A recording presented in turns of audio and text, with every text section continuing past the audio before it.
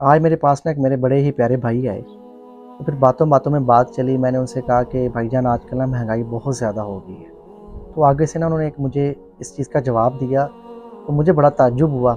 मैं बड़ा हैरतज़दा हुआ कि ये कैसी इन्होंने बात कही है ना। तो उन्होंने कहा कि यार इस महँगाई की वज़ह से ना तो अमीर को कुछ हुआ है और ना ही गरीब को कुछ हुआ है। तो मरा इसमें वो तबका है जो सफ़ेदपोश है। फिर मैंने उनसे कहा कि अमीर की बात तो समझ में आती है, गरीब को आपने इसमें जो है वो क्यों डाला है? उन्होंने आगे से मुझे कहा कि अमीर को तो अल्लाह ताला ने मालो दौलत से नवाज़ा है, इसलिए उसके लिए जो है वो महँगाई इतनी ख़ास जो है उसके ऊपर बोझ नहीं बन रही। लेकिन जो गरीब है ना, वो कहता है कि वो किसी का भी दरवाज़ा खटखटाकर उधार माँग सकता है, पैसे ले सकता है, ज़कात ले सकता है, खैरात ले सकता है, सदका ले सकता है, किसी भी मजलिस में जाकर किसी से पैसे माँग सकता है, कहीं से भी जाकर जो है वो पैसे माँग सकता है, उसके लिए कोई बड़ा मसला नहीं है। कहते हैं मसला उसके लिए है जो सफ़ेद पोश है, कि जो मर तो जाएगा